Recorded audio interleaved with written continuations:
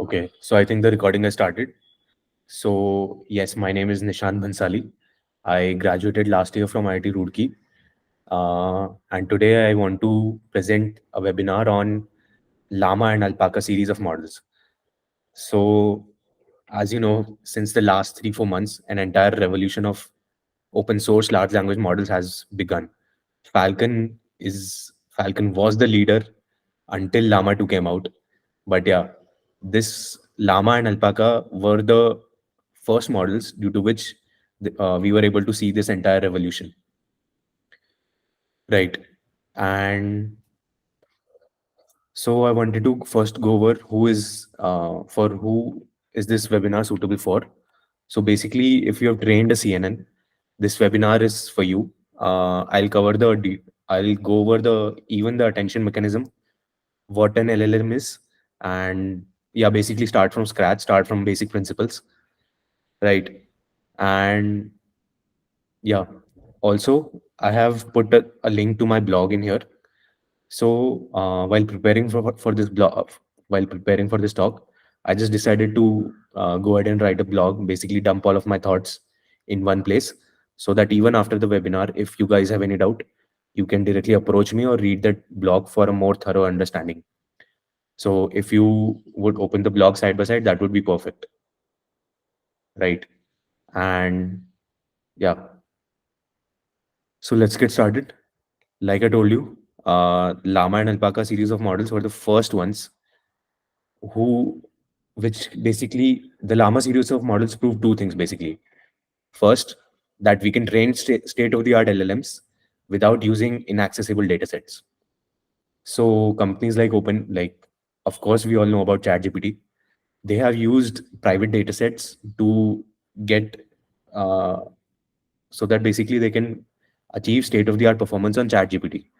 But with LLMs, they wanted to prove that it can be done without using proprietary datasets also. Even the large language models which had come before Llama, for example, Chinchilla, they were trained on inaccessible datasets. And secondly, Llama proved that uh, training a large language model as small as 7 billion parameters can perform as with LLMs which were 60 billion parameters in size, provided we give them enough data to train on. So basically, this is where the LLM scaling laws kick in, right? And the LLM scaling laws say that instead of uh, there is a how do I say this? There is a general understanding in deep learning community that with your model, as your model size increases, the performance on your dataset or your test dataset will increase. But in this case, uh, scaling LLMs would be much costlier. For example, even the 7 billion parameter model is 13 GB in size. If you take it to production, that will amount to a lot of issues, right? So it is very important to make the model smaller, but at the same time, its performance should be on par with uh, big LLMs as well, right? The currently 180 GB in size. As compared to that, Alpaca and all of that, the quantized versions are roughly 3.5 to 4 GB in size, right? And that is a architectural marvel. So this is where the LLM scaling laws kick in. Basically, OpenAI suggested in 2020, I think, that increasing model size were more important than scaling the dataset size. But a year after, DeepMind suggested that uh, that is not true. Increasing the number of tokens on which the large language model is trained on is more important than scaling its size. Also, if you have, like, for example, you had access to 10 GPUs, right? And suddenly, all of a sudden, your compute increased to 10x. Now you have 100 GPUs. Correspondingly, your model should be 3.1 times bigger, and your data should be also 3.1 times bigger. That means if you have an X increase in compute, root X should be the proportionate corresponding increase in data set and model size as well, right? So this is one very important parameter because training LLMs is very expensive and you only get one shot at doing so. Um, you can't put that money again and again because it is not a small model and the dataset size is also pretty huge. Therefore, you have to be very careful from the beginning itself. Right. And let's now come to the data sets used in the training of Llama models. As you can see, these are like in the image on my screen. Wikipedia, books, archive, even Stack Exchange. Stack Exchange is the code dataset, and yeah, the overall size of this dataset is 4.3 terabytes.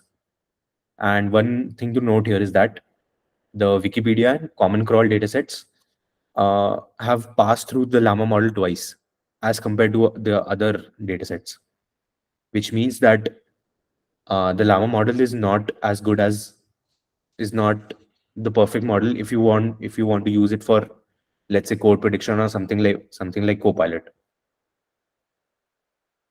right? And yeah, so basically, we all must have heard about transformer models.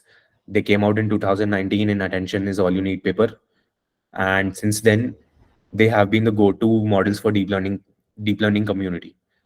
One drawback of using transformer models is that they are pretty huge as compared to CNNs, and the dataset needed to train them is also uh, pretty huge, right? So the major changes to the architecture were they used RMS norm instead of layer norm. So layer norm is basically you keep in with transformer models, you can't keep the batch size more than like 2 or 4. So that is why you can't use batch normalization. So whatever the outputs of your layer are, you just normalize that instead of averaging it over a batch. So yeah, Right? so uh, your screen is dark, Nishant. Are you sharing the blog or yeah? Now it's visible. Hmm. Yeah, So thanks for finding that out. welcome folks who joined later. Feel free to ask questions if you want something to be revised, because some folks have been joining just recently. Okay, so feel free to ask questions. You can speak up or send your question in the chat. Hmm. So some people are still joining in, Nishant, so they may need a bit of an overview, if you will. Yeah, sure. So what I've gone over till now is why the Llama transformer models. I've raised the hand. So do you want to take the question now or later? Hello. No, we can keep it interactive. Otherwise, it's too much content. We can't wait. So we'll make it an interactive discussion. So feel free to ask your questions. Okay, thank you. This is Sharad. My is on very basics actually. Hmm. Just want to know number. You said, I mean, first of all, when you're talking about parameters, Hmm. what are these parameters in simple terms? Because the parameters, hyperparameters, I understand, but in case of these transformer models, Hmm. uh, what are the parameters we are talking here? No, the Number one, parameters. and I have other questions also. Okay. The parameters I'm talking about here are the model weights. For example, there are a lot of linear layers involved in the attention mechanism. So I'm talking about those. The hyperparameters that you're talking about are things like the, let's say, the number of layers or the number of heads in the attention mechanism, things like that. The 7 billion parameters that I mentioned here is the fixed parameters, the weights of the actual weights of the model. Those are the size. The weights of the model. Hmm. Um, like, can you give some example if possible? I mean, Yeah, can you sure. simplify this? Yeah, sure. Like, let's say, for example, even a simple linear model, right, where the function is y equals to mx plus c, right? So it's a Which parameter model. huh? So it's a Yeah, two this is parameter model. exactly MX two plus C. parameters. Yeah. Why am I going? Yeah, the Nishant, two, your in a two screen bar. keeps showing a black screen. I don't know if it's intentional. I think you are showing us the Google Meet screen. And now Yeah. I see the blog. Yeah, now I see the blog. So for example, in the two parameter y equals to mx plus c, m and c are the weights that I'm talking about. And similarly, if you think of, let's say, the transform model also as a function, similar linear transformation are happening again and again in a structure format. So those are the weights that we constantly update with backpropagation. That the count of those weights is 7 billion, and the corresponding size is 13. Right, right. And with that kind of so many, so that means there has to be at least 7 billion minus 1 has to be the number of features. Is that a correct understanding? No. Uh, 1 second. It's going.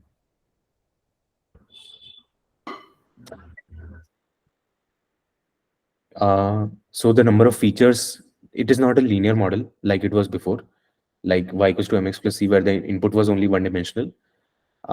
Here, the input,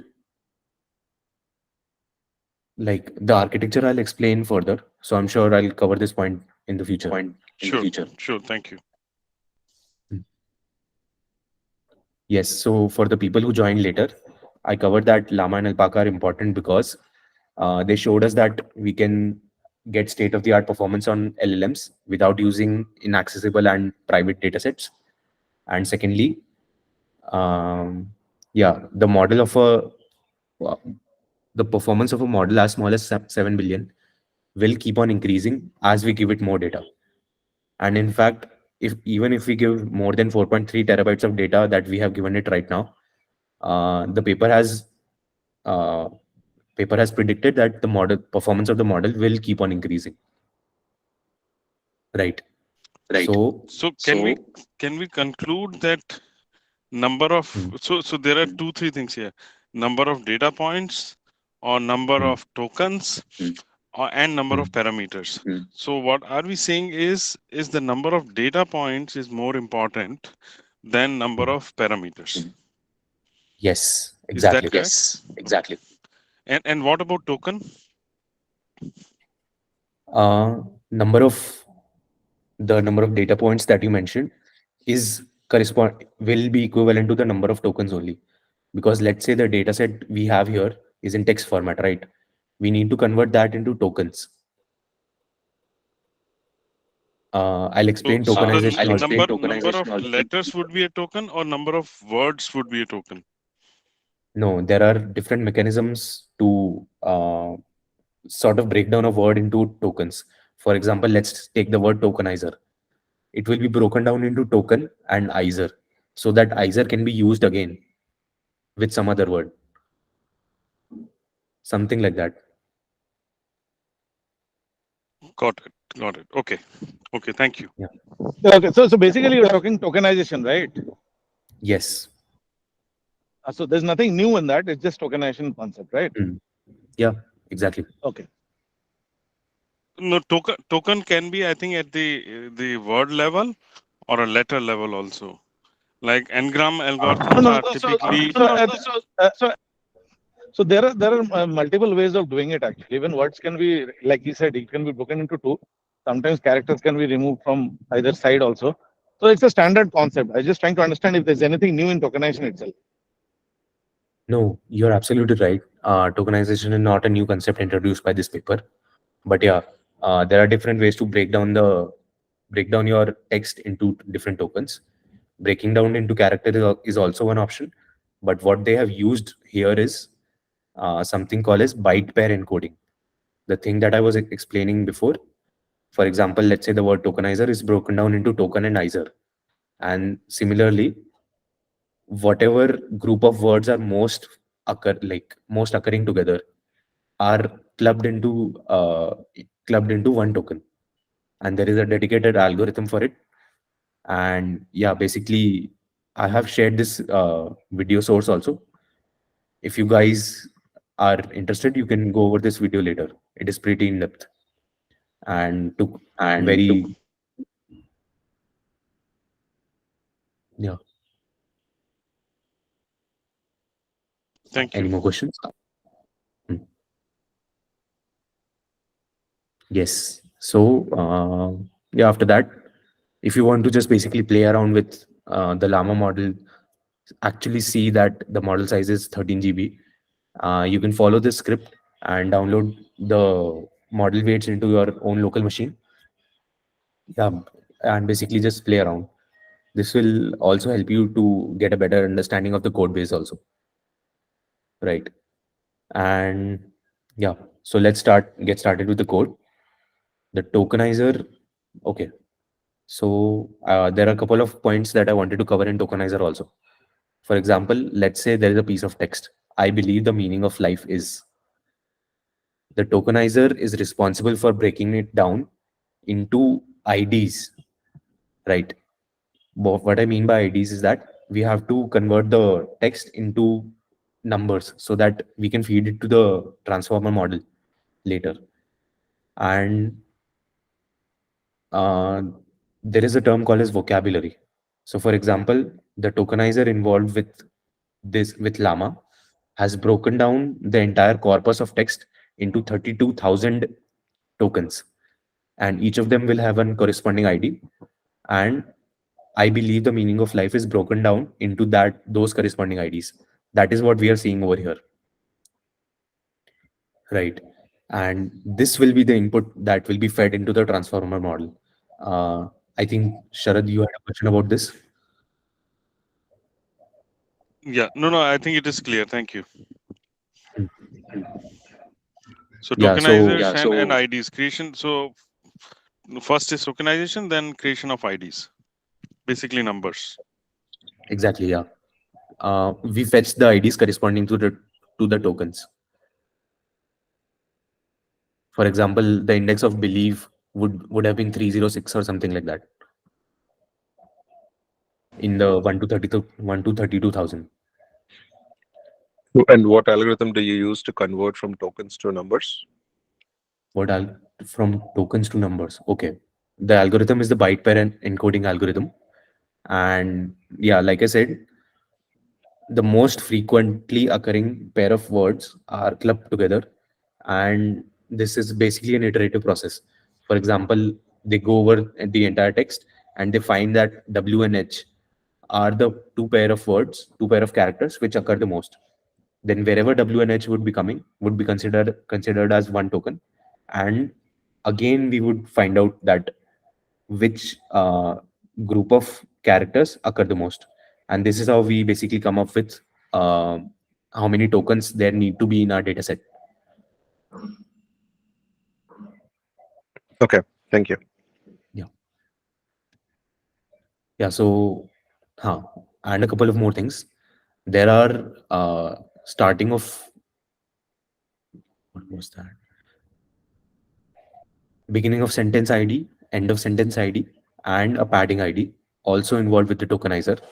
The job of these three things are to indicate where a new sentence is starting, or where a new sequence is starting, where a sequence has ended, and if the sequence is smaller than what we need to feed in to the transformer model, we pad it with a padding ID, right?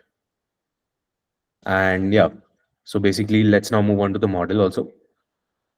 And the hyperparameters that I think Sharad was mentioning, they are all clubbed together over here. We can see here that the Llama 7 billion, these are the hyperparameters for the 7 billion model, right? There are 32 heads, 32 layers, and an internal dimension, which I'll go over later, is 496. Okay. And yeah, so basically you use these hyperparameters to instantiate the model, load its checkpoint onto that, and you're good to go. You can play around, you can count the number of parameters also. One very interesting thing here is that in the 7 billion parameter model, there are 6.7 billion only. So yeah, that is a round of figure. This number to be exact, right? And Yeah, one second. Hmm. And so couple of Just a question which is popping in my mind is 7 billion to whatever the number of billion of parameters we are taking. Why the size of the model is increasing that much? These are just the numbers. These many numbers carry that GB consume that much of space yes, or because something else. Yeah. Or uh, something else. let's say even one weight, the value of one out of the 7 billion parameters would be 32 bits or some 16 bits or something like that, right? And when you actually convert it, for example, 16 bits into 6.7 billion divided by uh, 10 raised to power 6, I think, you'll get the size in GB. And if you do that, the number would have, like, my calculation may not be accurate right now, but yeah, something like this does happen. The value of each weight would be around 16 or 32 bits, and Got it. correspondingly this shoot And up. those with floating points Thank you. will be Nishant, can you increase the font size a bit? Too small to read. Better? Yeah, better. Nishant, are they floating point numbers? Then in that case, there will be 64 bit, right? Mm, floating point numbers can also be represented as 32 bit. 32, yeah, but Yeah, most, and yeah, all weights are roughly floating point numbers only. exactly. Mm. So yeah, I'm not sure if it's 32 or 64. I mean, yeah, the 32 can be floating point as well. Yeah, Got it. Thank you. Thanks a lot. and yeah, so a couple of basics about large language models. I want to introduce large language models as an auto-regressive machine that is just predicting the next token. That's all it does. So, for example, statistically speaking, if I say the words "the river was something," what will come to your mind? Flowing. Flowing. Yeah, Yeah. exactly. Like the river was flowing. So, Flowing. statistically speaking, also, if the three words "the river was" come together in a sentence, as in the first three positions of a sentence, the most likely word to come next would be flowing. The large language model also does something like this only. In the next iteration, it will take these four words together. The river was flowing, club it, put this will be the input again, and it will predict the fifth token. This is how it generates an output for a prompt that we given, right?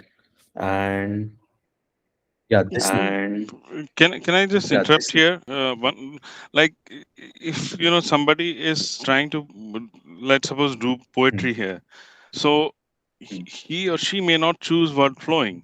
He may choose, or for creative work or poetry, they may choose more infrequent hmm. words here. And how does that come in picture then?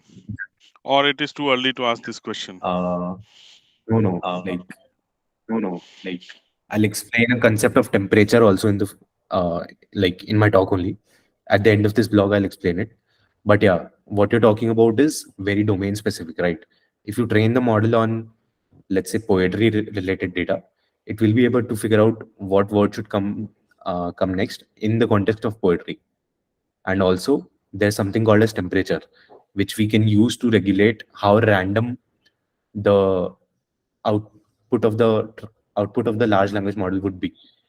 So, for example, the river was flowing. There can also be something like the river was dry. Flowing and dry are two options, but statistically speaking, flowing is the more suitable one, right? But using temperature, we can also uh, include randomness in this behavior, so that sometimes it will output dry also, and that is how we can get more creative and different answers. Even in ChatGPT also, I think if you tweak the prompt a little bit, the output will change correspondingly. If you have noticed that. That is because of temperature only. Even Thank if you. you run the Thank you. same prompt twice, Hmm. and then if the temperature is high, then it will give different outputs. But if temperature is zero, then it will keep giving the same answer. Yeah, exactly. I have a different perspective. I feel that a river is always flowing, like Hmm. a rock is always solid. So you never Hmm. say the rock was solid. So the river is always flowing, was flowing, will be flowing. But Hmm. it was dry is the right one of the possibilities. It was overflowing is one of the possibilities.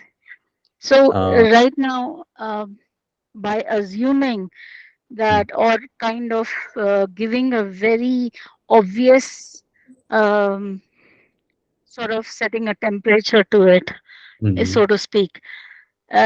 Isn't we controlling too much uh, of a outcome, or rather than you know, like my language teacher would never probably allow me to use the word flowing.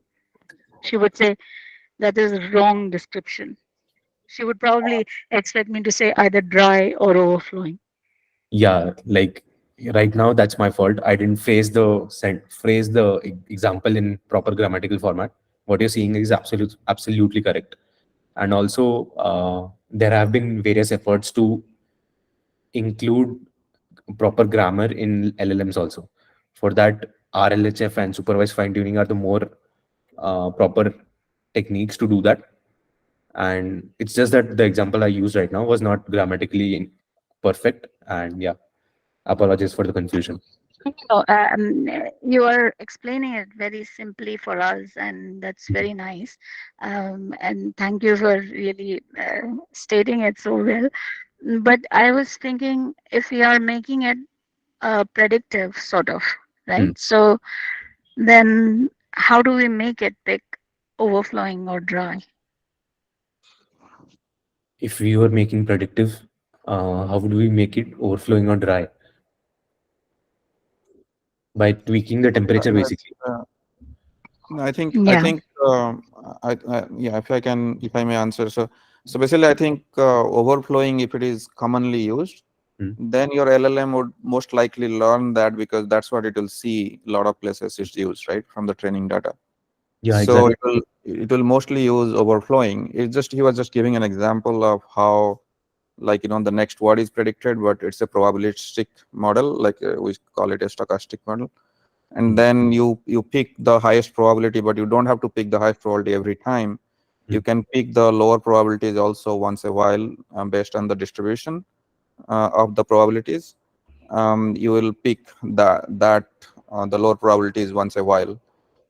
So basically, if the temperature is high, then it will go and pick the more probabilistic different ranges.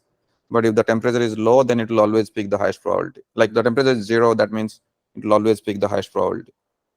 So the model has learned something, right? And then given a number of words, the next word is predicted by the model, and there is a probability of each of these next word that's predicted. And if the temperature is zero, it's always going to pick the highest probability word. But if the temperature, Yes, yeah, makes sense.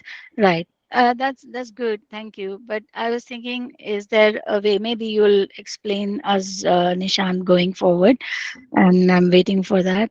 Is how we can make the probability more towards overflowing, because flowing is actually more a probable state of a river Hmm. than being dry. Hmm. So it's just a matter of making it more when you're talking it in the past sentence, like was. Hmm. So the state in particular mention should Hmm. pick up overflowing.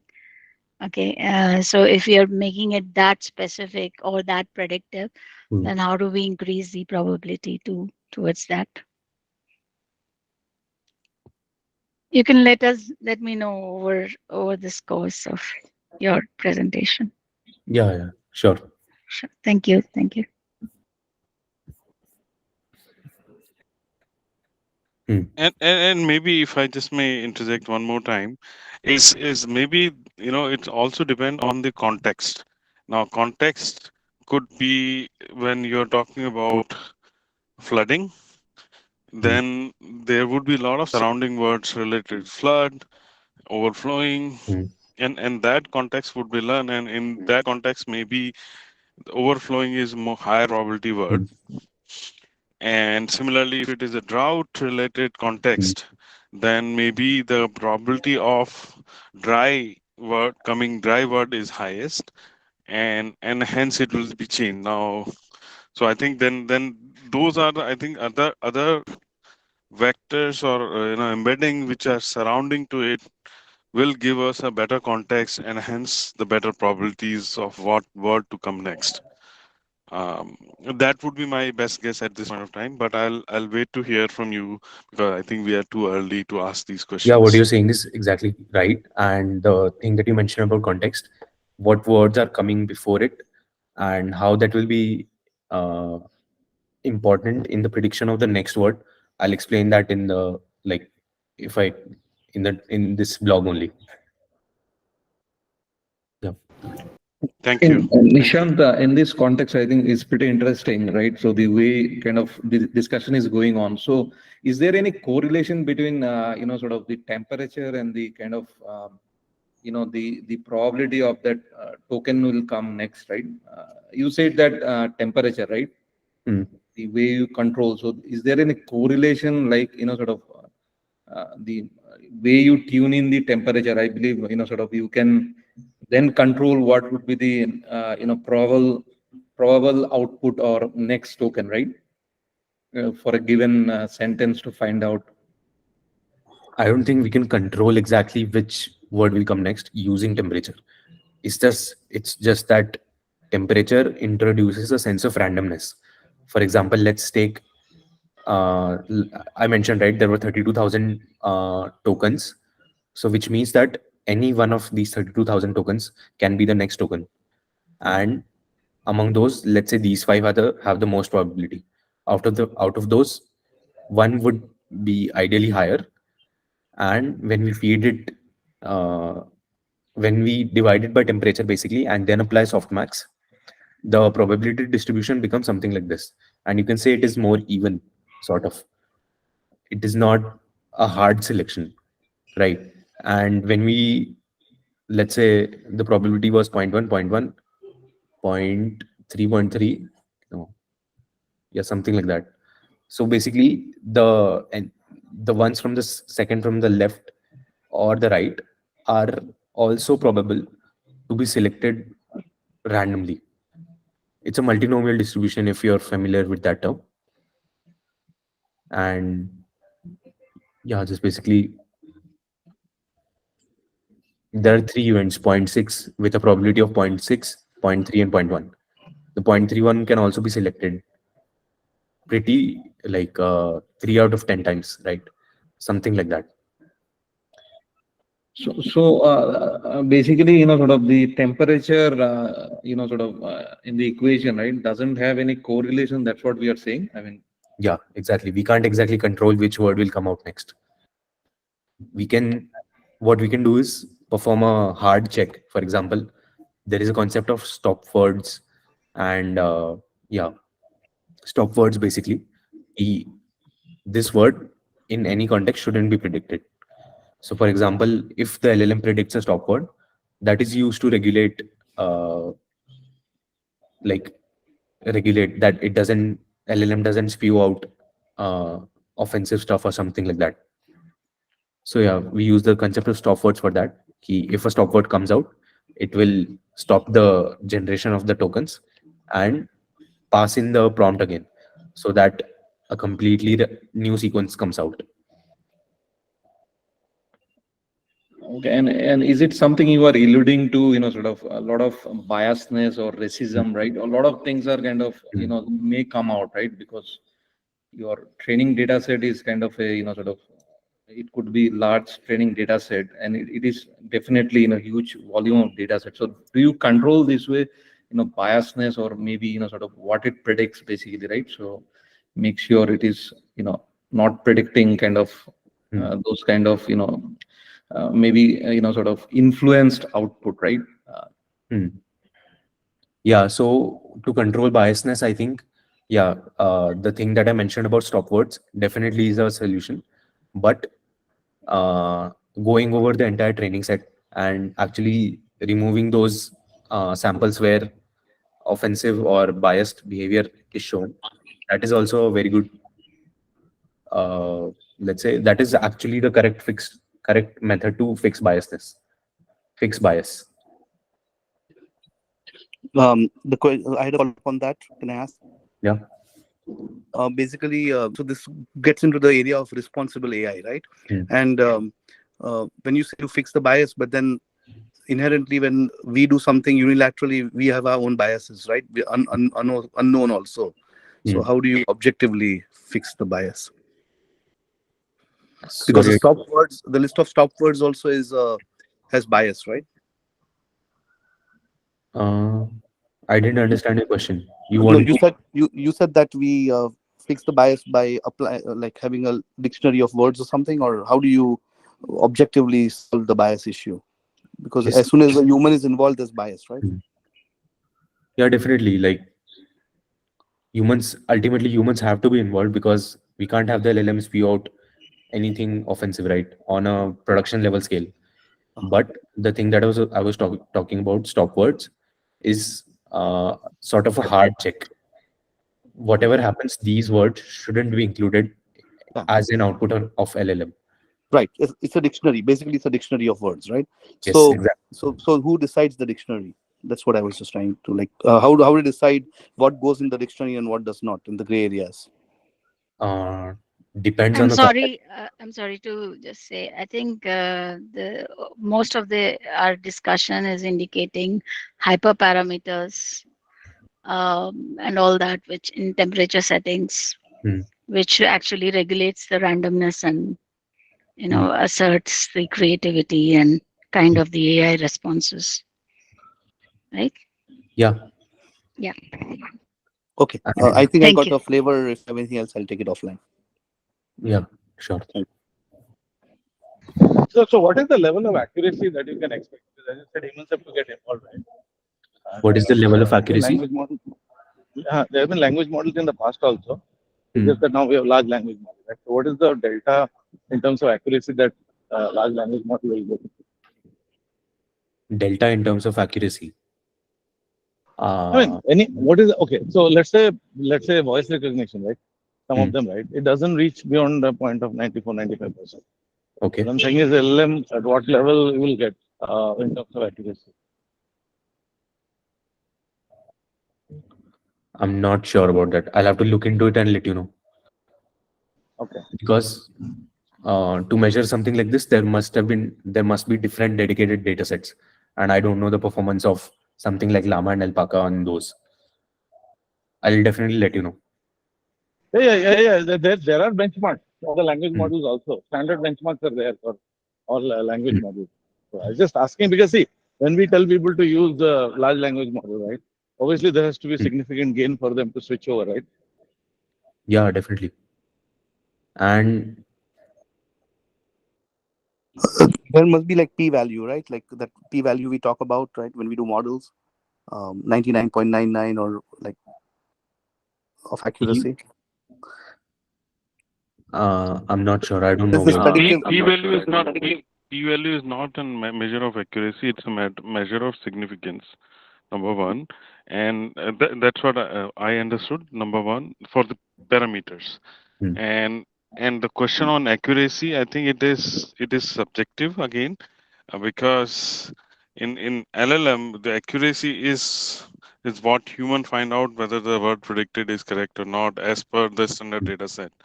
So what is the next word predicted? Again, it is on the subjectivity of context. So if the context is poetry, then maybe overflowing and dry could have been a better word. Versus overflowing is the most natural in a normal context. So that is what my comment would be on this. But Hmm. let's proceed. I think let's not get into rabbit hole here. if I Oh, may sure. say. Yeah, sure. Yeah, definitely. There's one point I'll come back to it later about when to use LLMs and when to use simple models. I'll come back to it later, definitely. Right. And so, yeah, I was explaining the transformer mechanism. Once again. Yeah. So like I mentioned, a transformer is an autoregressive decoder only transformer. Autoregressive is the nature that I explained. It only predicts the next token and it clubs the next token with the previous tokens and feeds it into itself to generate the next token until a stop ID is achieved. 1 second.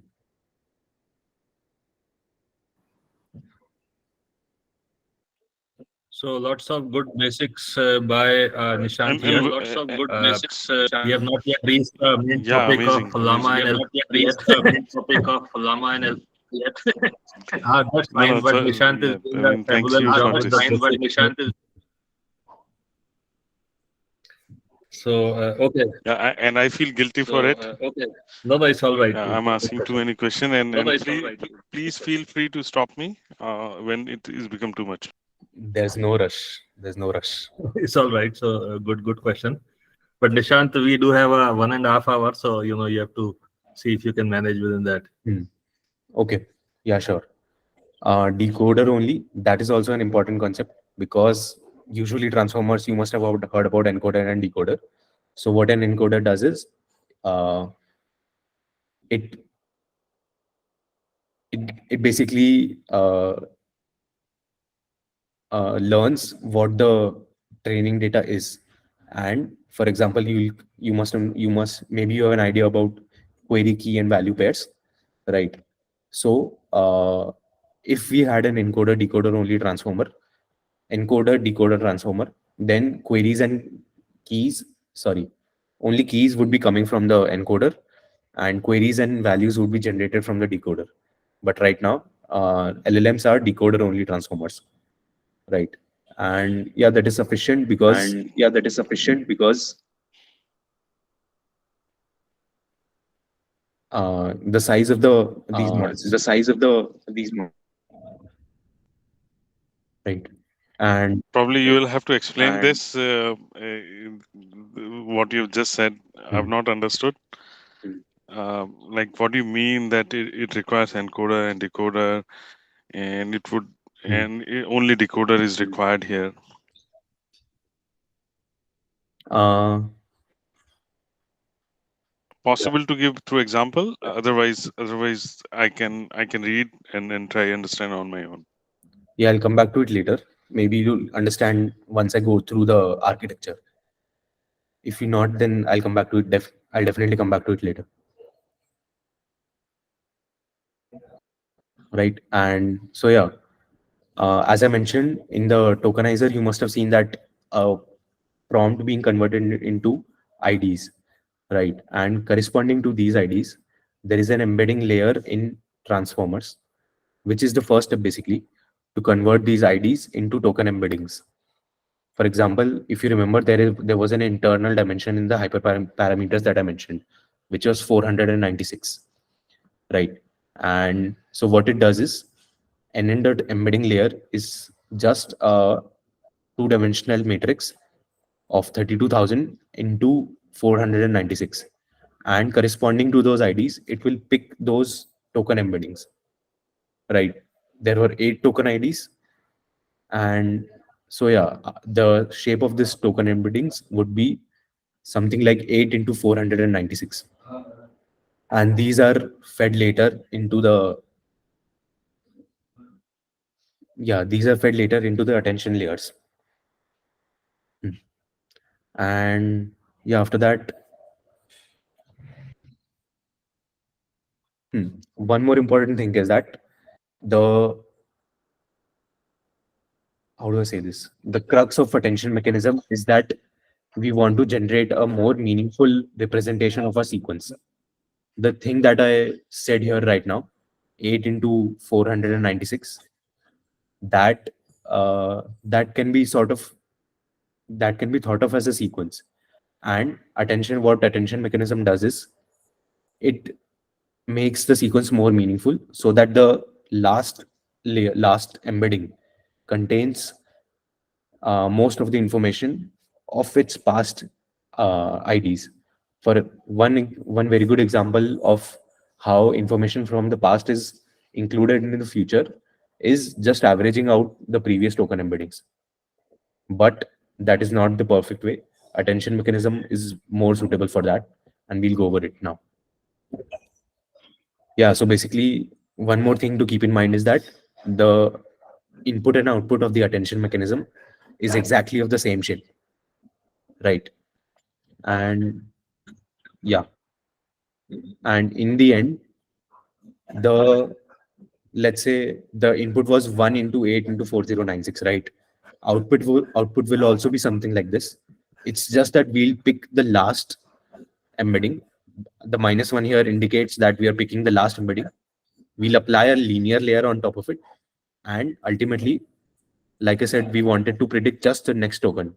So the output of the transformer mechanism, no matter what the input, will always be something like batch size into vocabulary, right? So 1 cross 32,000 in this case, because the batch size we are considering here is 1, right? And yeah, this was the overview about what goes into the transformer, what comes out of it, and how the token embeddings are being converted. Sorry, how the token IDs are being converted into embeddings and given forward to the attention layers. Let's go over the positional embeddings used in the used in large language models. Usually, position like before this, positional embeddings must you must have heard of them about to be like different sine and cosine functions imposed on top of each other, right? But rotary positional embeddings is a like is a new method where uh, something like cos theta into I sin theta, which is the imaginary vector, is multiplied with the embedding, so that Hey, Nishant, sorry, question, a basic question again. I do not understand what is embedding. okay, an embedding is basically, so for example, there's this word called king, right? King. We need to convert. When we did tokenization, we must have gotten an ID out of it that in amongst the 32,000, king must be ID number 207, let's say. According to that 207, we need to fetch a proper vector which represents this king, uh, the word king, so that we can correlate as to how words are, which two words are close. For example, the embedding of king and man, if you take the dot product of them, that should be very close as compared to king and some random word, called, for example, pencil. So it's just an embedding is just a vector representation of a token so that it can be processed by the attention mechanism. And it is often something like 1 cross 104 4096 dimensional vector. So if king has say positional ID of 207, so in vector terms, right? Vector is always is the magnitude and a direction, right? And in this case 207, you're talking about is the length of the vector you're talking about, or it is a length plus or you're talking the area of under that vector? No. For example, 1 cross 4096 is a 496 dimensional. For example, in the graphs that we see, there are two axes, right? And if I say the point 2 comma 3, you can visualize it. But in something like 4096, there are 496 coordinates. And that will be like, of course, beyond 3 dimension, it will be different. Sure. So yeah, it's sort of like a coordinate system. You can think of it like that. Yeah, I mean, yeah, there is fair amount of vector mathematics involved here. So it will be difficult to cover that level of basic in interest of time. So I suggest we move Sure. forward to the main topic of webinar. Okay. Yeah. So ultimately, what what we need, the basics about rotary positional embeddings is that they are relative positional embeddings. So for example, the difference between the embedding on the second and the fifth layer will be the same as the difference between the third and the sixth layer, which wasn't the case when we were using something like sine or cosine embeddings as positional embeddings. What we do with positional embeddings is that we add these on top of our embeddings that we got from this layer, right? And that is a way to include position also. Otherwise, we won't know which word came first, or which we won't know the relative position between two words. And that is how we include this information in the transformer mechanism. For rotary positional embeddings also, we'll do something like this. I'll go over it later in the future. And yeah. So let's go over the transformer block. I'm taking sort of a top-down approach where I'll explain the attention layer in the end, right? And before that, what we need to know is that this is one transformer block, and there are 32 of these, right? So what happens here is after positional embeddings are added on top of the input, uh, we normalize it, we pass it through the attention mechanism, and then add it onto itself, right? Again, why we are adding it onto itself? Because this is a concept which comes from ResNets. They introduced a skip connection or a residual connection. The residue here, for example, how do I say this?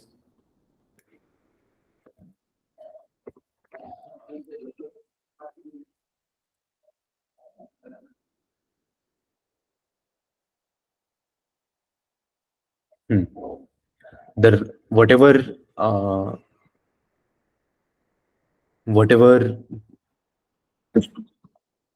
whatever processing we do in the attention mechanism is actually the residue, and we are adding this residue back on top of the original input, right? And this is done so that gradients can flow better, and the and as we make the model more deeper, we'll be able to get uh, back propagation will not be affected if we add this kind of connection, and that can be proved mathematically also. For example, if we take the differential of x would be 1 itself, and the differential of something else, the residue, would be very small as compared to the 1. So this is how gradients can flow backwards more efficiently, right?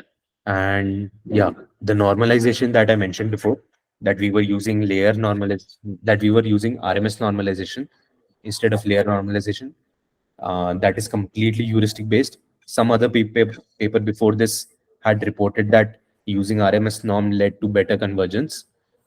Uh, so that is why Llama decided to use it also. I don't think there is a reason for it. And what happens here is that it simply divides the embedding by its L2 norm. L2 norm is basically uh, the square root of the difference between its square. Like, I'm sure you must know about L2 norm also. So yeah, and after that, like if you see over here, there are two things happening in one layer.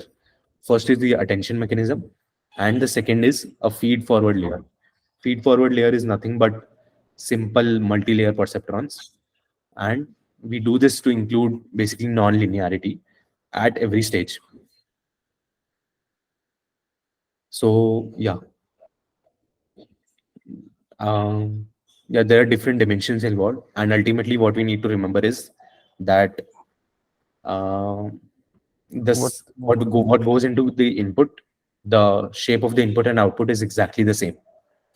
What activation function is used in this feed forward? The activation function used here is sigmoid linear unit. Okay. And yeah, again, it is heuristic based only. They reported that this function had better results as compared to something like ReLU or TANH or something like that. So they have used this here. Okay. So now let's come to the the attention mechanism used here. Um, so in attention mechanism, like I mentioned before, what the attention mechanism is trying to do is include the all of the information from its past into the current token and correspondingly predict the next token. And this way, we are doing this by making the sequence more meaningful. This is done by, for example, the input to the attention mechanism, input to this function was 184096 that I mentioned. There were 8 token IDs, and the internal dimension of each embeddings is 496. Right. Each of these is passed through a different linear layer so that we get different projections of of the very same embedding. Right. And these are called queries, keys, and values. And yeah, so one very good explanation of how to understand query keys and values is query is what I'm looking for. Keys is if you're looking for one second, I forgot. If you're looking for me, this is what I will offer. Like if you're looking for this is what I will offer, and values is this is what I'm ultimately offering. Right. So what we do is queries and keys are multiplied as a dot product. So we get a scalar out of it. This scalar is multiplied with the value vector, and the scalar into the value vector of all 8 of these is added up together to get the final representation of the one at the first position. For example, let's talk about the first one out of these 8. We'll multiply its query with all of the keys. We'll get 8 scalars, and these 8 scalars will be multiplied with the 8 corresponding value vectors. Right. And these value vectors will be added up together. And this will be the new representation of the embedding at the first position. Does this make sense?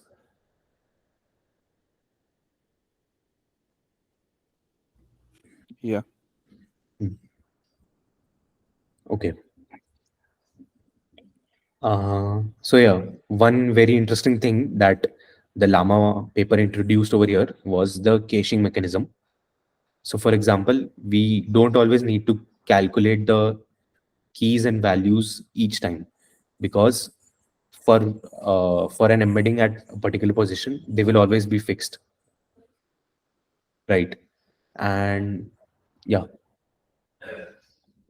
so they just basically cache it and reuse it in the next iteration. For example, in the first iteration, first 4 tokens were given, and when we calculate the 5th token, we store its key and value also. And when we need to predict the 6th token, we can simply reuse the key and value uh, for the calculation in attention mechanism. That reduced the time complexity quite a lot. Before this, the time complexity was around big O of n square, and after this, I think it's big O of n log n or something like that. Yeah. Multi-head self-attention mechanism. It's just that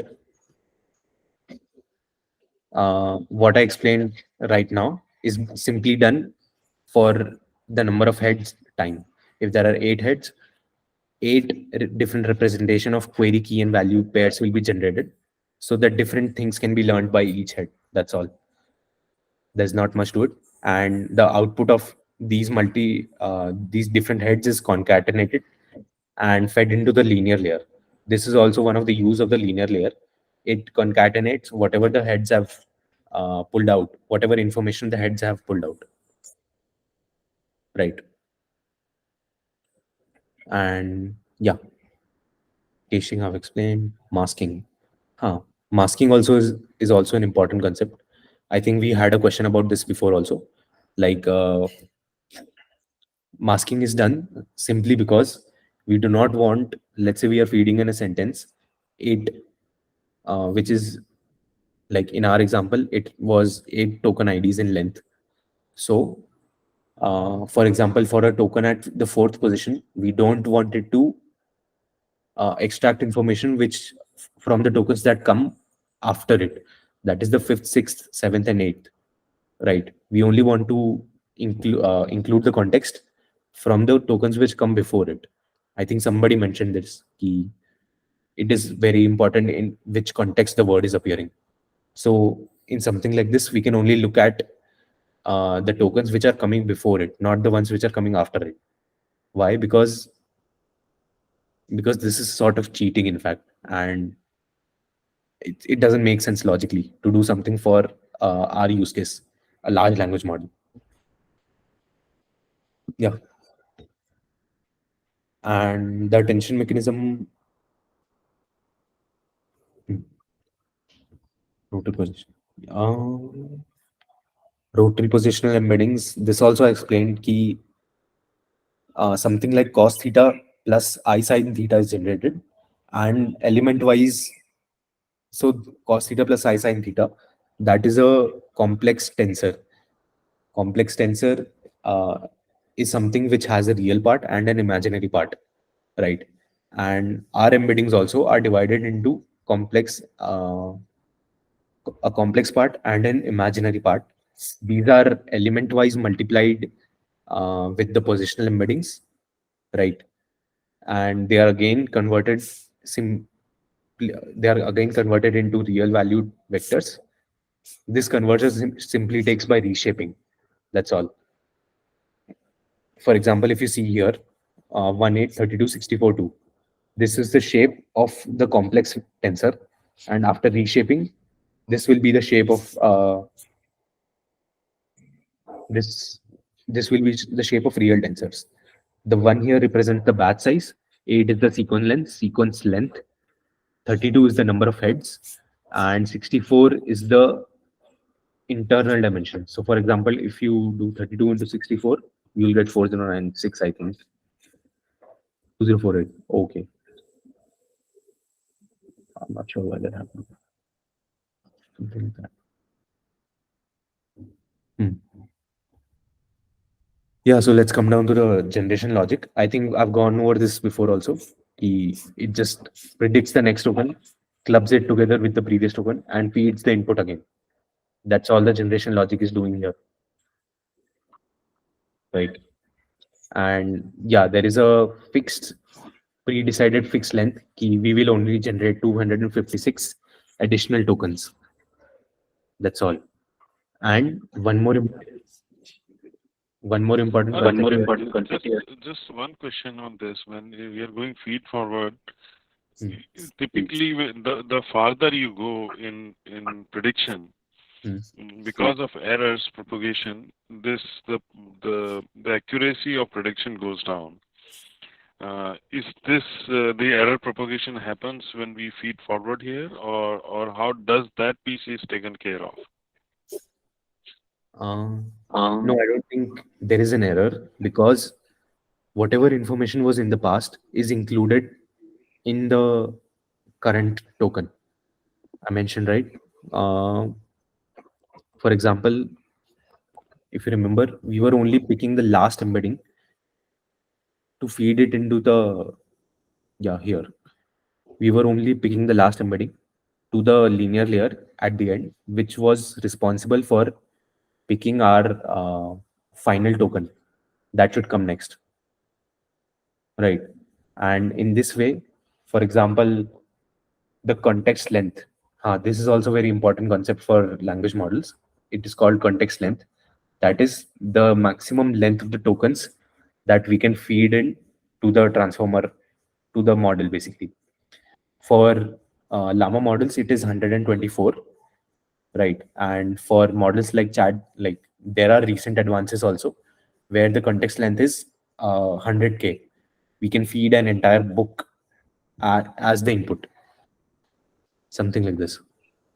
Are Right. you going to discuss the analysis of the word embeddings or any embeddings using the clusterings, fuzzy clustering or something like that? No, I'm not. I don't know about that topic, I think. So the fuzzy matching Hmm. methods actually helps us place the words accordingly. I mean, helps us embed the words accordingly. Helps us. There's yeah, there's time series method with regards to dimensions Hmm. and all that. So that's the entire cluster of it, the way it works, the logic works. So it depends upon very much how we place one after the other Uh, or Sorry, one randomly. hmm. I don't know much about fuzzy logic, fuzzy Yeah, matching, but yeah, I'll look into it later. yeah, We okay. had discussed this offline, I think. Yeah, you're almost saying that. So without actually mentioning fuzzy, so I thought maybe you'll explain it later. Yeah, yeah. Yeah, but you're almost saying it. So, Hmm. anyways, that's nice. Thanks. Huh. So this is the generation logic. This was the I was discussing the generation logic that the output, the logics of the last layer, the 1 cross 32,000, uh, 1 cross 32,000, we applied softmax on top of it, and this is where the temperature gets involved. Each logit gets divided by the temperature, right? And again, softmax is applied on top of it to generate probabilities. Out of these probabilities, we sample the uh, top five, and according to that, the next token is predicted. How is the top P selected? Top P selected by, it is, first of all, it is considered as a multinomial distribution. For example, there are multiple events happening. Let's say in our case, three, right? So the one with the most probability, uh, let's say in our case, there are three events with a No, probability of, I meant how is the top P decided? Like how do you decide that number 5 or 3 or okay, that is a hyperparameter, yeah. hyperparameter? Okay, Hmm. thanks. And yeah, after that, post processing is done. Post processing is nothing but cleaning up the tokens after decoding them. For example, the proper full stops will be applied instead of the end of sentence tokens. Padding IDs will be removed. End of beginning of sentence IDs will also be removed. And the first character, if there is a beginning of sentence, then the first character of that token will be capitalized, like we do in English grammar. Stuff like that happens in the post processing function after we have sampled the token. And yeah, this is how we ultimately, for a particular prompt, we get the output from an LLM. LLM like Llama. So I have one quick question. Hmm. So the tokenization, when you said like suppose like in the ing and things like that are taken out, then the training is done with just the tokens, right? And then when it's outputting, does it like know how to add those things? Like in some of the cases, depending on tokenization, like those words may not make sense, right? You have to add something back, or actually the training is done as such, like not the ing and or other things are not removed. Mostly like how normal NLP you do these lemmatization and things like that. Does that happen here, or it mostly is taken as is, like the words, the tokens? Okay. So, for example, something like a comma, right? It is a grammatical instrument only, and not like something, but the large language model itself is responsible for deciding where a comma should be placed. So a comma is also part of the tokenization that we do. It is one of those 32,000 tokens that we have generated. But Got something like a full stop, that we will have to place manually only. And it doesn't make any sense to include it in the tokenization process. So No, what I I'm meant saying, like going to go, like does it, I mean, in this case, in LLMs, I think the going is kept as going, right? I mean, it's not like becomes go or things like that. Uh, Like joining could be join, right? I mean, the words are generally when it goes through lemmatization and all that, then you remove the words, and then you sometimes put like uh, the similar words to one such word. But I think in this case, those steps do not happen, right? yeah, I think if join, instead of joining, join should have been more accurate. The language model would have already predicted that. So we don't interchange the inherent tokens as much. Yeah, exactly. Okay. The output, That's- basically. Yeah. Hmm. So yeah, this was about the Llama model, and yeah, we went over like how for a particular prompt uh, we get an output out of it. We also went into its attention mechanism, the normalization used, the positional embeddings used, and things like that. Also, it is again, I would like to go over these 2 points, like why Llama was so important for us, so important in the history of LLMs. Like, first of all, they can be trained on. It is possible to achieve good performance on open datasets, and the performance of an LLM would keep on increasing with the size of the dataset, right? And keeping those in mind, I think we can move on to Alpaca also, which was again very important because it helped us to basically come up with a technique by which we can condense the knowledge of a really powerful large language model or like ChatGPT into something like Llama 7 billion. So if you look over here, Alpaca is nothing but a self-instruct fine-tuned version of the Llama 7 billion model. Self-instruct instruction fine-tuning is a uh, dedicated method which which basically helps us to create a data set using GPT 3.5. So for example, we only need to give in 175. Wait a second. Hmm. So yeah, like I mentioned, the techniques introduced by Alpaca helped us to condense the knowledge of um, powerful LLMs into smaller ones, right? And to do that, basically we use something called instruction fine tuning. In instruction fine tuning, there is a dedicated format of the data that we feed into the LLM for training, right? And the format is something like this: instruction, input, and output. There is an instruction. For example, deduct the time of the year from the input sentence. There is a particular input to it, and correspondingly, there will be an output to it, right? This is one task, and the number of tasks that Alpaca was trained on was 52,000, right? And of course, it is not possible for humans to generate this kind of data set. So we ask ChatGPT to generate it for us.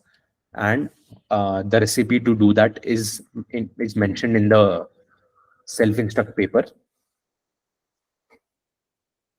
Yeah, let's quickly go over that also.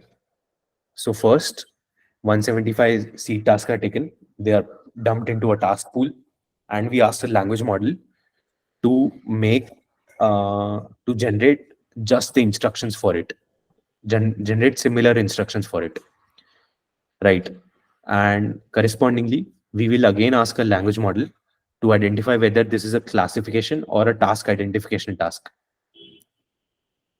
And What is correspondingly, instruction? What do you mean by instruction here? instruction here, for example, it will be find out if the given text is in favor of or against abortion. So basically, whatever changes we want to do on the input, you can ask something like, what was the most famous speech by Jawaharlal Nehru? That is also an instruction. It's just that there is no corresponding input to it. At the same time, you can ask it to uh, basically swap out the verbs in a sentence, So for this kind of instruction, you will have to give it an input also. Got So it. the thing we do with ChatGPT, right? We go on to ChatGPT and we ask, write me an email for this occasion. So that is an instruction. And sometimes to ChatGPT only, we also give in our piece of code. Key, I want to make these changes to, like, for example, I want to convert this Python code to C++. For this kind of instruction, I'll have to give it an input also. So that is what I mean. Thank you. Yeah. And yeah, it generates the instructions, classifies whether it identifies whether it is a classification task or a task identification, and it correspondingly generates the outputs for it, right? And yeah, ultimately the instruction input and the output is filtered, like human filtering is done to check whether this is correct or not, and ultimately it is dumped in the task pool. If we keep running this sort of thing, we can get like even 55,000 or even more examples. And this data set, so I think if you try to understand the intuition behind it, what we're doing is by asking ChatGPT to generate tasks for us, we are sort of pulling the information that ChatGPT has and then using that information to train a smaller model on top of it. So that whatever information ChatGPT has, we can also leverage it in our smaller model, right? So this was the crux of instruction fine tuning. No, but Alpaca is competitor with right? So uh, ChatGPT allowed Alpaca to use ChatGPT to train Alpaca. It's competitive, right? It's sorry, what?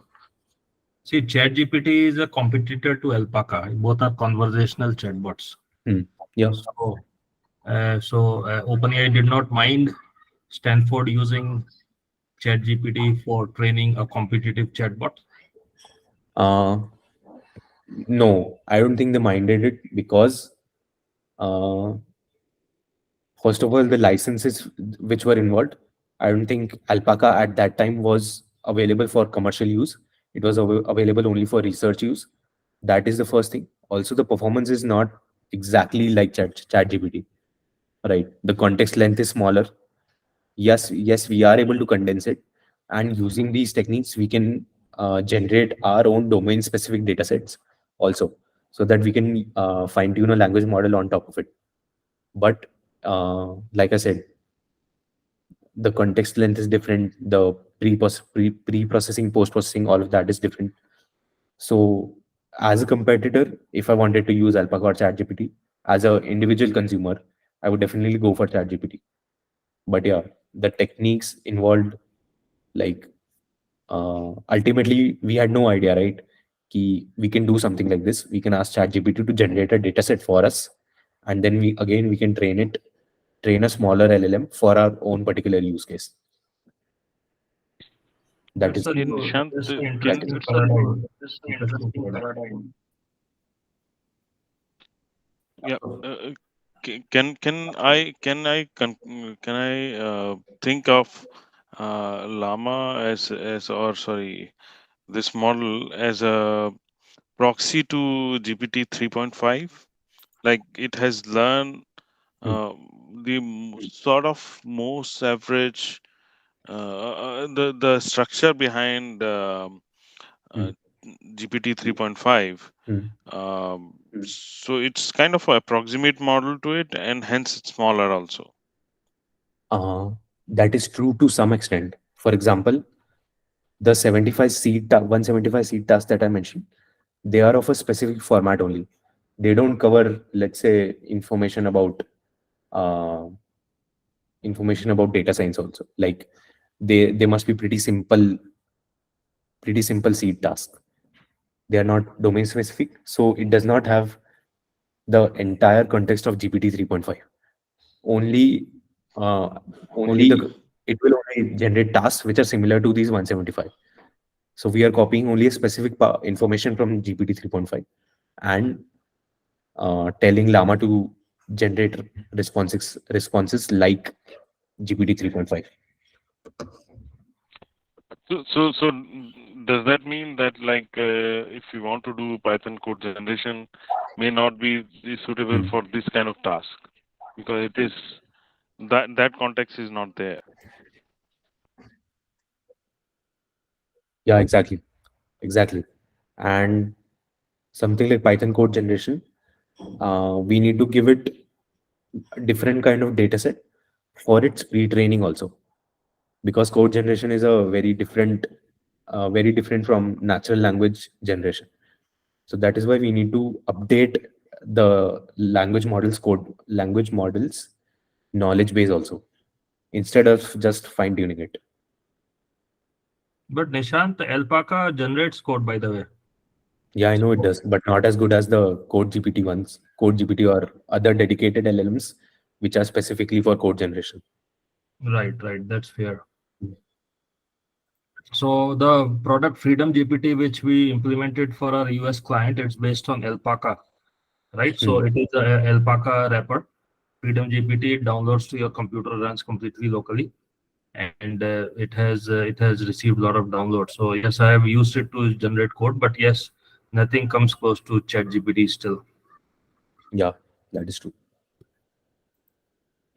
And yeah, the last thing that I want to go over in the code of Alpaca is the style in which it was fine tuned, right?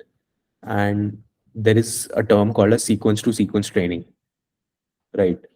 And sequence to sequence training is basically a supervised fine tuning method where for one particular sequence we expect a particular sequence only as an output, right? For something like this, what we do is we feed in the, let's say we had three keys to the dataset, right? Instruction, input, and an output. So there is a dedicated prompt dictionary, the proper format in which the instruction will, like for example, the instruction will go over here, input will go over here, and yeah, the output will come over here, something like this, right? And this is then converted into tokens. The instruction and input are the X and the output is the Y. This is converted into tokens, and then we simply use a Hugging Face trainer. Hugging Face, yeah, already has dedicated trainers for different kinds of tasks for it. So yeah, Alpaca has just used that to fine tune the model in a sequence to sequence supervised fine tuning method. That's all. There is only one file, as you may have gone in the repo, just train.py and utils.py. That's all. And that's all we need actually to fine tune. Right now, it is even possible to upload your dataset to Hugging Face and pip install a library and simply run one CLI command to fine tune any dataset. That's all. Even that is possible.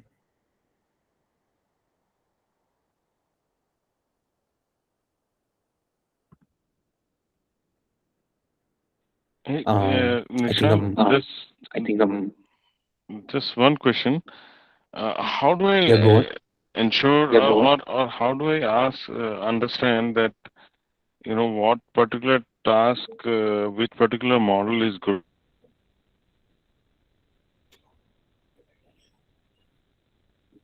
enough?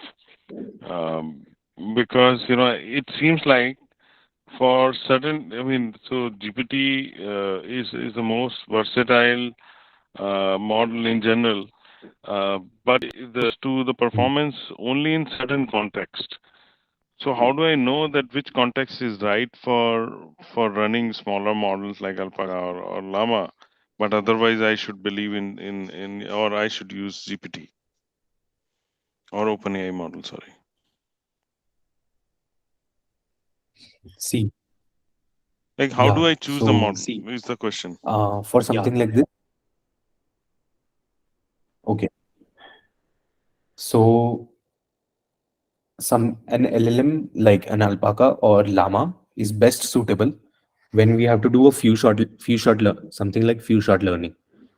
This is also, I think, which we were discussing earlier, when to use LLMs and uh, are the, when is the performance of LLMs like this really better than the performance of smaller models, right?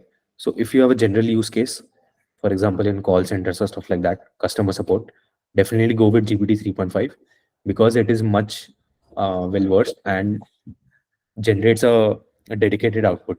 But something like Llama, it has a different smaller context length also, and it won't be able to generate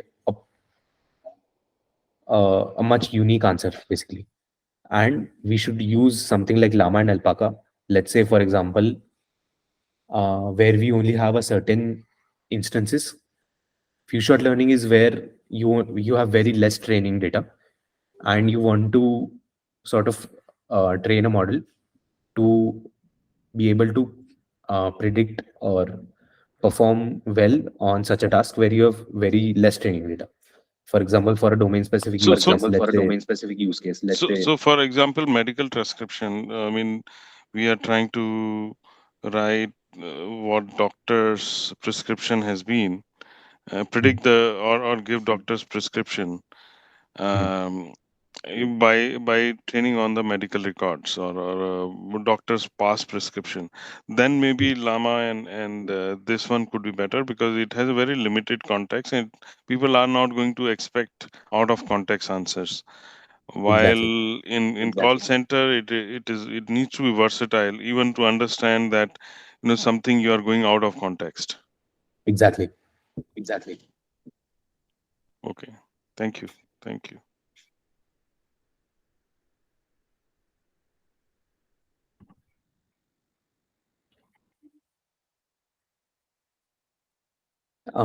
So yeah, that was my presentation on So, Llama.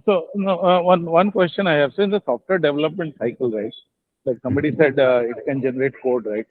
Which may Hmm. not be perfect. Okay. So which area, like will the productivity of developers or engineers can be increased by any of these language models? So, for example, software development is one, but in testing, there is a lot of test creation, test data creation, as well as test case automation, or even finding bugs, right? Hmm. Can those be done through this? Through language models. Has anybody tried? Language model, yeah, why not? I give a code, I tell what the bugs are, and then subsequently I run the model through other codes, and it tells me where the bugs are. Why not? Yeah, things like that have There is already already been. paper. No, I'm just asking is in case anybody is done, there's already paper. I don't know how much is the effectiveness of that. If somebody has used it. So, and just like code, no, if you ask ChatGPT to write a code for online game of chess, it will do it. It will build the framework pretty well. But that's only 20-30% of the real code. But things like finding a bug and all, which is very tedious and very manual, Hmm. can that be done? Similarly, test data creation. Similarly, test automation. I give him some test cases and I show how automation looks like. Can it give all the test cases and can it automate? So those kind of questions I have. Yeah, it can be done. Just though any with problem with something like this is generating the training data set would be very difficult, right? And we can't use something like instruction fine tuning because here we are not even sure कि ChatGPT will be able to find the bug in our code, right? So yeah, I'm sure something like this already exists, and I even I don't remember exactly, but somebody on Twitter had made an extension to find bugs in your code repo, fix it automatically, and create a PR as well. So something like this can definitely be done. No, no. See, I'll tell you. See, we already have rule-based systems to find bugs. I'm only saying these AI systems, right? Can they find bugs also? Ideally, technically, they should be, right? But are they trained? They've reached that level of sophistication to do it? That's the question.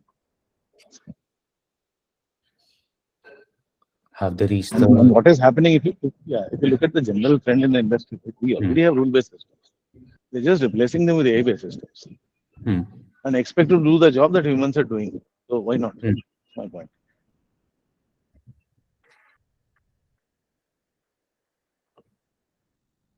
No, I don't think they have reached to a level where they can dedicatedly find a bug and solve it also, because for that, even for humans, it takes different iterations, right? For example, we add debugging points everywhere in our code, we add print statements, things like that. We run the script again and then check again. So things like that, I don't think language model is capable of doing right now. Okay, No, if you're see, talking I'll tell if you. you're See, talking it's a about percentage game. No, no, it's a percentage. It's a percentage game. See, AI is not binary. It's not zero or one. That Hmm. is one of the challenges why AI adoption is okay. So it is always a percentage game. Like call center also you said, right? Hmm. And any of the other areas, right? So it may not be able to find all bugs, but is it increasing developer productivity by running it through them and fixing it? Not fixing, I mean, finding at least 30% of the bugs, 40%. Okay, if it is only doing 10%, then it doesn't make sense. But if it is doing 60, 70%, right? Then it Hmm. already, does a lot of the developer's job. If you have 10 developers trying to fix bugs on a Hmm. system, right? And if you run it with ChatGPT reduces the bug by 70%, then you don't need Hmm. 10 developers. That's what's the point. But it will not reach 100%. That is for sure. The day it reaches 100%, it replaces human. That's not going to happen. Yeah. Yeah. Agree. I Any think thoughts, like Sarath? can I, I, definitely I think it is use also to. dependent on the I think it can definitely use to reduce your the regression, type but of bug can also. definitely use Like because if you have a set the of bug could business be rules as compared to your code, based on the and syntax. definitely use to reduce your regression.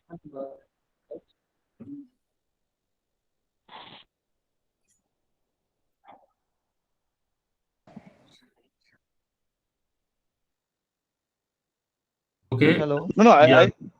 right. you can continue. Yeah, My go voice ahead. not good, right? Yeah, no, so what I was saying that there are syntax errors. I think syntax errors should be able to the code should be able to the LLM should be able to find much easily versus like if you are trying to make code more efficient and more compute friendly or something like that, less compute intensive, then it's a different thing. I think then that level of intelligence may not be there, but fixing simple syntax error I think should be easy. it's there. It's there No, no, with GPT no, no, no, GPT-3. that's It's there. yeah, go ahead.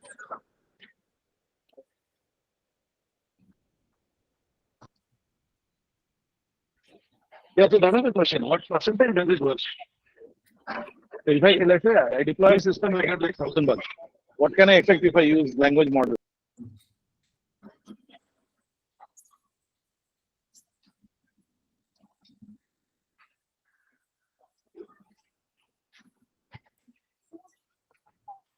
Yeah, Subhash, what was that question again? What it wasn't clear to me. No, the question is, has anybody used it? To what level efficiency was? So if I deployed a new system, I get 1,000 bucks, right? Equal types of bugs, right? So roughly, can I expect there will be a X percentage, reduction automatically by using that GPT? Like, sir, give example of syntax errors. Syntax errors definitely. There may be other types. I don't know what type. So again, See, extremely logical errors may not be. But yeah, I'll answer that one. So my understanding is almost all developers in the world are now using ChatGPT or GitHub Copilot for code generation for various tasks from prompts. Requirement is given by prompt. It generates pretty decent code sometimes. Sometimes it's buggy code which has to be fixed. But does it fix bugs in existing code? I'm not 100% sure. So developers who are on this meeting right now could comment on it if they have successfully fixed bugs in their existing code with GPT. But code generation for sure is happening a lot. Most developers are using it for code gen. Bug fixing, I don't know exactly. Nishant? Yeah, even I don't have a lot of idea about LLMs which can fix bugs to the level that you are talking about. But yeah, code generation itself is like at least 40-50% productivity gain. Again, but Yes, yes. Indeed, indeed. A lot of code gen is happening. Almost all developers I see are using GPTs to generate code, particularly ChatGPT or GitHub Copilot.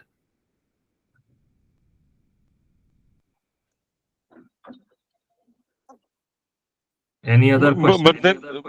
but then related question is when they are using it for code generation, how much percentage time it is like it's almost a decent code, so they don't have to go for a lot of bugging. So I mean, because then virtually like they are increasing productivity by 70, 80, or even 90%. Because the code which used to take 1 day to write or 2 days, now it will be in like 2 minutes. See, my view is that we are looking at 100% productivity gain as of today. Already every developer is doubly as effective. So Wow, wow. I mean, I'm just thinking like that because whatever developers I see, they are moving really fast with generating code. So if developer could do any task in 1 day, now they are able to do in half day. So I suspect that much productivity gain already exists. So 100% productivity gain exists for a new coder, for new code generation. But others who are actual coders can comment better because I'm not active coder. Yeah, Yeah, so in my coding experience, I did try fixing some bugs. So let's say if a function has supposed to return a certain type of values and it doesn't, then in that case, ChatGPT not only helps to give an answer on what type of value is supposed to be returned or what errors is happening, but it can also recreate that same function, like a 10 lines long function, it can recreate into 4 or 5 lines. So even from the efficiency basis, yes, it does shows some signs of improvement. Now, does it happen 100% of the time? No, but does it? Is there a pretty good chance it can support? Yes, it does. Got it. Any other comments or questions before we close the webinar? No. So my view is yes. If you ask it to write a code, right, it builds a very good framework. Okay, so basically, a lot of the time, if you're writing fresh code, right, engineer has to spend a lot of time to build the framework. In a function also, number of condition, number of loops, number of checkpoints. So that if you give it right, it builds a very good framework, and then you just put in the pillars, and it does it in a very standard way. Like if you have multiple loops, right, and you have exit statement, and you miss out one of the exit statements, only ChatGPT will do it in a very meticulous way. So you will already have the framework with the exit statement, and you don't need to worry about it. So it does help. So question is what percentage? Uh, I will say again, say maybe 8 hours of work comes down to 4 hours. But does it become like half an hour? Probably not. Yes, it does. I'll give you an example. Let's say you're examining a huge query where you're joining like 5 or 6 tables and you're pulling it like 20 or 30 different columns, and you have somewhere some small clash that is causing your entire query to break, but you have no idea where to do. ChatGPT does that in a couple of minutes. Ideally, how much time would you spend manually finding a bug like that? Maybe more than an hour minimum. So yeah, good discussion. So yeah, I mean, No, so I didn't get the detail at the lowest level. I roughly got it. It's a good idea if you can share it in this forum or something. I got the point that you're trying to join multiple tables and you're missing out something. Right? The specific example will be very helpful if you are able to share it. Unfortunately, not at this stage because my employers will kill me. But just understand that, yeah, I've done it in the past. I've been on a program with IBM final actually. question by Shailaja. Shailaja, go ahead. You are the last question.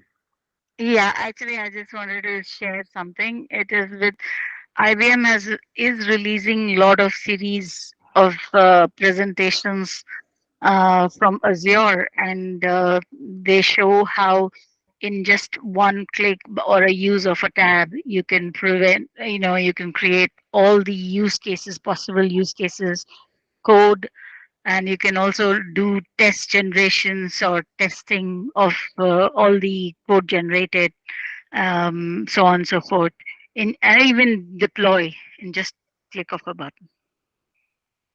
So Okay.